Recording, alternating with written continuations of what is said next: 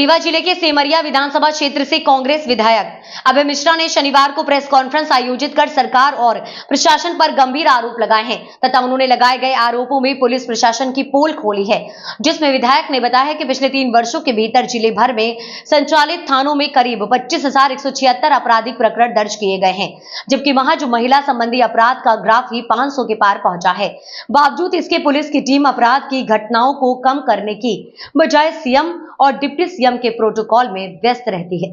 दरअसल बीते दिनों जिले के गुड़ थाना क्षेत्र स्थित धार्मिक स्थल भैरव बाबा मंदिर के समीप महिला के साथ हुई दुष्कृत्य की घटना पर सरकार और प्रशासन पर सवाल खड़े करते हुए विधायक ने कहा कि पुलिस की टीम जिले में अवैध मादक पदार्थों के संचालन में संरक्षण प्रदान कर रही है और लोगों की सुरक्षा पर चुप्पी साधे हुए बैठी है, जिससे लगातार महिलाएं दुष्कर्म जैसी संगीन अपराध का शिकार हो रही हैं, मगर इनके खिलाफ कुछ बोलने वाला कोई नहीं है। कांग्रेस विधायक अभय मिश्रा का कहना है कि पिछले 3 वर्षों से लगातार अपराध का ग्राफ बढ़ता ही जा रहा है। 3 वर्षों के भीतर ही जिले भर में करीब 25,176 आपराधिक मामले सामने आए हैं, जिसमें करीब 509 मामले महिला संबंधी अपराधों के हैं, जिसमें महिलाओं और बच्चियों के साथ दुष्कर्म और छेड़छाड़ जैसी घटना शामिल है। इसके साथ ही विधायक ने रीवा पुलिस पर गंभीर आरोप लगाते हुए कहा कि चोरी, लूट, हत्या जैसे अपराधों पर पुलिस ने शिकंजा नहीं कसा और आपराधिक घटनाओं में शामिल लोग ही अवैध मादक पदार्थों की बिक्री करते हैं, जिससे रीवा उड़ता पंजाब की तर्ज बहता रीवा हुआ जा रहा है। सबको नमस्कार।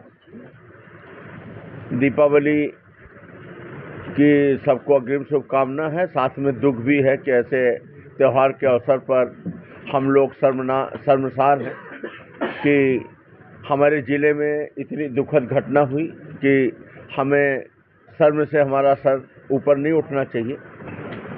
हमें रीवा ज़िले में के लोग हैं, रीवा हमारी पैदाइश है। हमारे यहाँ जो बाहर से अधिकारी आते हैं इनसे हमें उम्मीद नहीं करना चाहिए, क्योंकि इनकी ये मातृभूमि नहीं है। ये अपना जो धर्म लेके आते हैं वो अपना करते हैं। इनको कोई फर्क इसलिए नहीं पड़ना चाहिए कि एक पुलिस के अधिकारी के घर में, एक एसपी के घर में 40-40 अर्दली लगे हैं। 10 खेती कर रहा, 10 वो कर रहा, 5 गनमैन लेके घूम रहे हैं। इनके बाल बच्चों को तो कोई दिक्कत होनी नहीं। हमें आपको इसी समाज में रहना है और सबसे पहले तो ये हमारी गलती है। अगर देश में कोई निर्भया कांड हो या कोई के बंगाल वाला कांड हो तो ये हमारे लिए शर्म और दुख की बात तो है, और उसका हम दुख भी मनाते हैं, जुलूस भी निकालते हैं।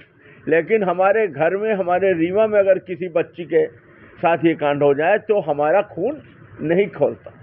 हमारे यहाँ अधिकारी आते हैं बाहर से, पहले ट्रांसफर होता है तो ज्वाइन नहीं करना चाहते, माइनिंग में, नान में, वेयर हाउसिंग में। फिर जब यहाँ आ जाते हैं तो जो दोनों हाथ से कमाते हैं तो फिर ये कहीं टिकते नहीं। इनकी आत्मा बार बार यही भटक के लौटती है। क्यों?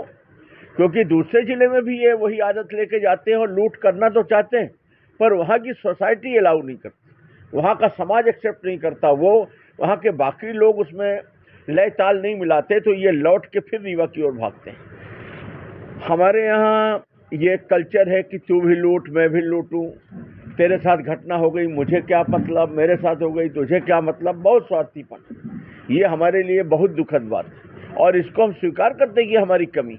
क्या ये पुलिस के अधिकारी नहीं देख रहे कितनी बड़ी घटना घट गई और रीवा का आदमी अपने घरों में बढ़िया बैठा मजे में है, तो वो क्यों हमारे बीच में करेंगे? अभी ये दूसरे जिले में होता, मध्य प्रदेश के किसी और जगह या देश के किसी और जगह में होता तो पूरा प्रदेश हिल गया होता इस कांड से।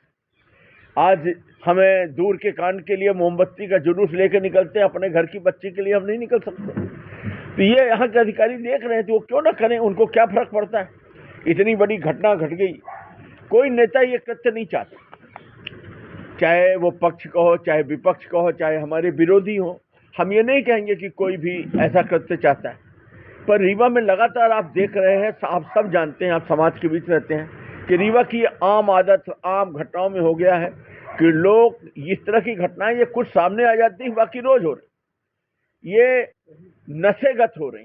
हमारे नेता ये ऐसे नहीं चाहते कि नशेगत मतलब ये कोई इस तरह का बलात्कार के केस हो, साथ साथ दरिंदे किसी बच्ची के साथ ये सब करें, घर घर जो लूट हो रही, रोज गोलियां चल रही, लेकिन कोरेक्स बिछवाना चाहते हैं। एक तरफ उड़ता पंजाब था तो आज है बहता रीवा।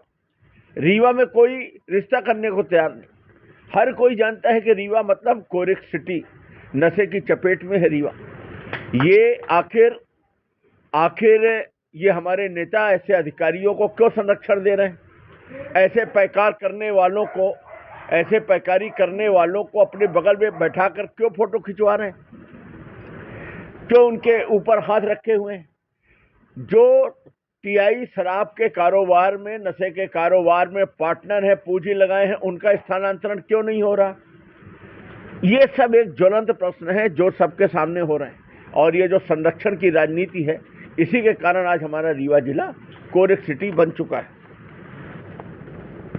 अब वो जो अपराधी पुलिस के साथ फोटो खिंचाएंगे, पैकारी करेंगे, उनके साथ बैठेंगे उठेंगे, वो क्यों डरेंगे? आपको एक नई चीज मैं बता रहा हूं, आप इस पे उतरिए। ये पुलिस को ये सामने रखना पड़ेगा। ये जो आरोपी पकड़े गए हैं 7 या 8, इनमें से 3 आरोपी पुलिस के रेगुलर पैकार, ये शराब पैकारी का और ये कोरेस का कारोबार करते हैं। ये वही नशेगत अपराध है जो रीवा में नशेगत अपराध फैला। रीवा में आप ये बताइए, दुश्मनी के नाम पर कौन किसको गोली चला रहा है? यहाँ बड़ी से बड़ी बात हो जाती है, किसी के अंदर इतनी खुददारी नहीं है कि उसके लिए बदला लेने जा रहा, लेकिन नशा करके गली चलते गोली चला रहे, गली चलते ऐसा कृत्य कर रहे। ये अगर नशा न होता तो क्या उस बच्ची की आबरू लुटती? आप भी जान रहे हैं कि वहां पर नशा कराने, आप बताइए, देवस्थान नहीं बचे। ये कोई गुड़ वाला मामला नहीं। पिछले चुनाव के, जो विधानसभा का चुनाव हुआ है, उसके ठीक पहले हमारे यहाँ जो वर्तमान टीआई हैं, इन्हीं के कार्यकाल में सेमरिया में, पूर्वा प्रपात में सेम यही घटना घटी थी। उस परिवार को वो परिवार रिपोर्ट लिखाने के लिए तैयार नहीं हुआ।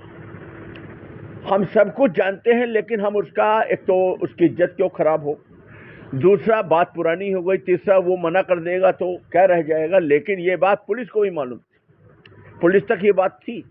हमने लिख कर दिया है, नया परसीमन हुआ, हमने इस शर्त पे उसमें दस्तखत भी किया, कई लेटर लिख के दिए कि हमारे यहाँ पूर्वा प्रपात और बसावन मामा में इस तरह की घटना होती हैं। अभी 2 महीना पहले बसावन मामा में घटना हुई, महिला वो रिपोर्ट कराने गई, टीआई ने समझौता करा दिया।